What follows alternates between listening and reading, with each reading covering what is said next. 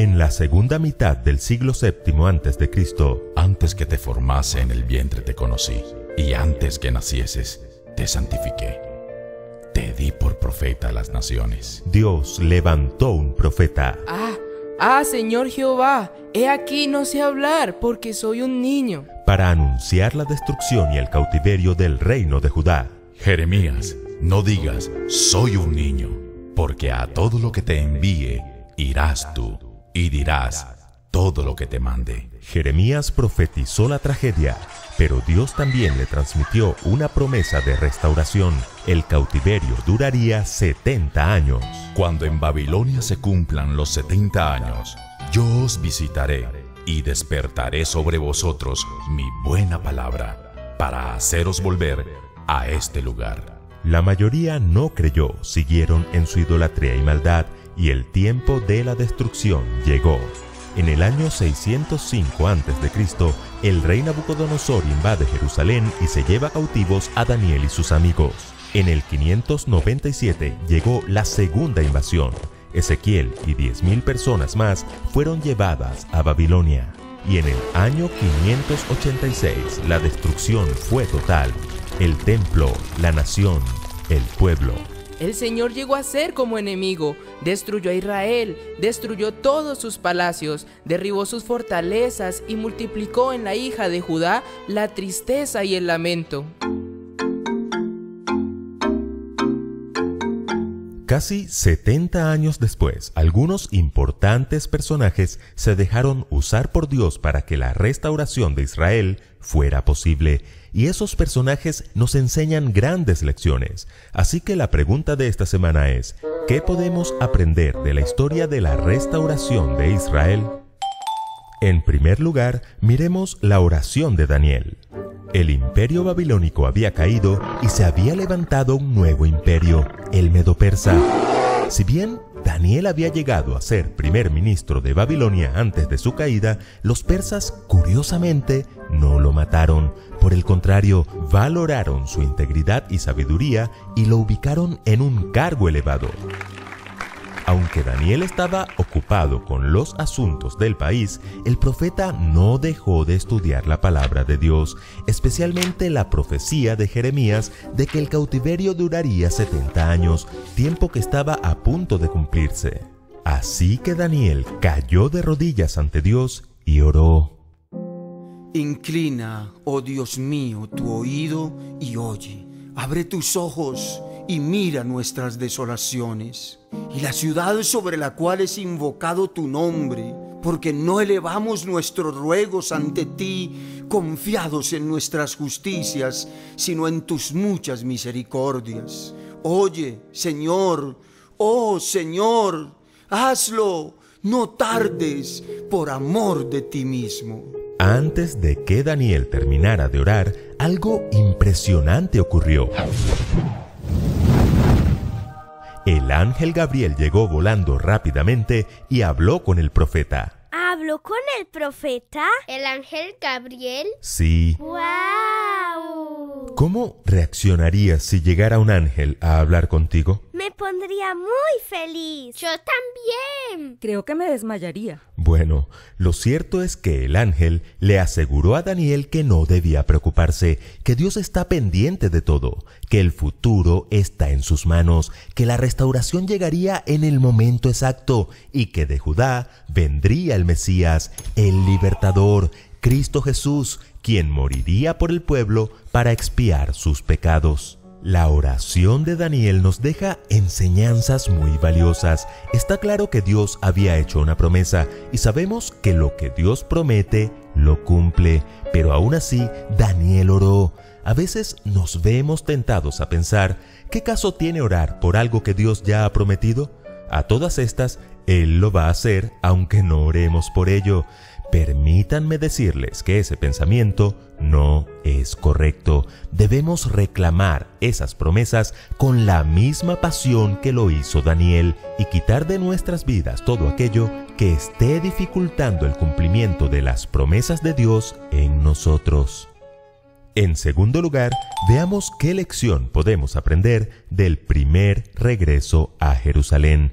Por el mes de septiembre del 537 a.C., el rey de Persia, Ciro el Grande, promulgó el decreto que permitía a los judíos regresar a Jerusalén. El Dios de los cielos, que es dueño de todo, me hizo rey de todas las naciones y me encargó que le construya un templo en la ciudad de Jerusalén, que está en la región de Judá. Por tanto, todos los que sean de Judá y quieran reconstruir el templo, tienen mi permiso para ir a Jerusalén. El Dios de Israel vive allí y los ayudará. Dios es realmente maravilloso. Cuando Daniel oró, no había posibilidad de regresar a su tierra a los 70 años del exilio, tal como lo había profetizado Jeremías. Y ahora Dios usa a un rey pagano como lo era Ciro para darles esa libertad tan anhelada.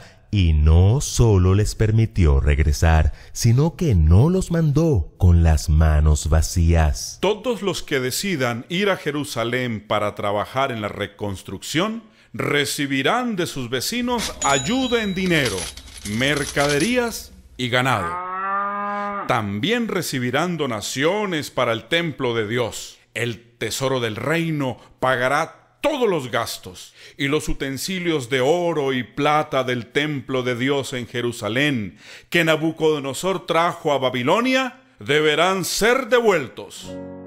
En el 536 a.C., justo 70 años después de la primera invasión de Nabucodonosor a Jerusalén, unos 50.000 dichosos judíos salieron de la cautividad babilónica, un evento que recuerda el éxodo de los israelitas cuando Dios los libró de la esclavitud en Egipto.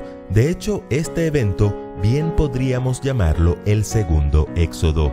Esta gran misión de reconstruir el templo tuvo dos grandes protagonistas: Zorobabel, quien era el líder político, y el sumo sacerdote Josué, quien lideró al pueblo espiritualmente. ¿Y cómo un rey pagano como Ciro sale de buenas a primeras promulgando un decreto en favor del pueblo de Dios?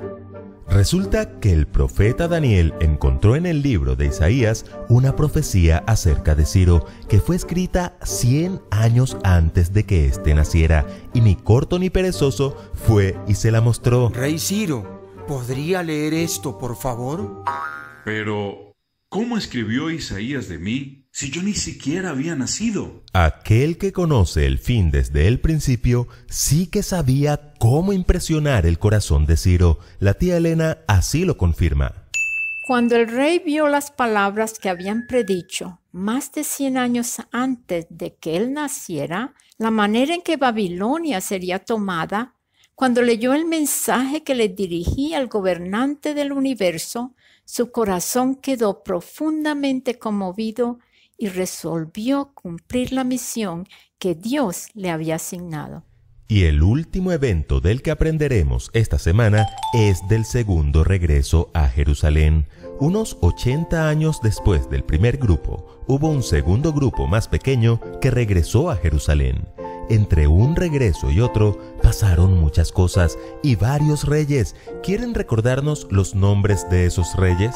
Sí, Ciro II el Grande, Cambises II, Darío I, Jerjes I, que es el mismo rey Asuero de la reina Esther, y Artajerjes I.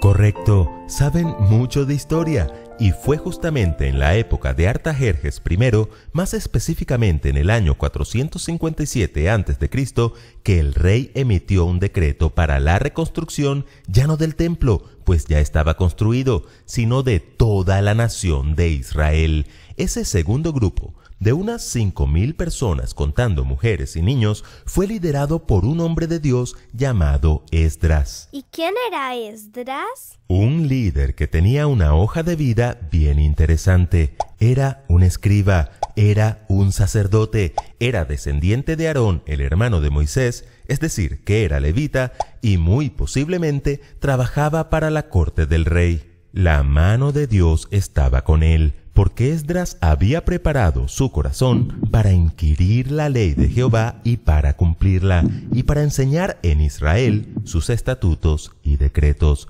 ¿Lo notan? Fue su relación con la Biblia la que lo capacitó para esa gran obra. De hecho, así como el testimonio de Daniel le permitió llevarle la palabra al rey Ciro, de igual forma el testimonio de Esdras influyó en Artajerjes para emitir su decreto. La relación diaria con la palabra de Dios se nota. La profunda devoción de Esdras por Dios y su decisión de estudiar, practicar y enseñar la palabra de Dios lo prepararon para un ministerio mayor en Israel. ¿Y nosotros? ¿Estamos listos para una obra mayor en nuestras vidas? Necesitamos más comunión con la palabra de Dios para que su voluntad en nosotros sea cumplida. En el próximo capítulo, el rey me preguntó: ¿qué te pasa? ¿No te ves enfermo?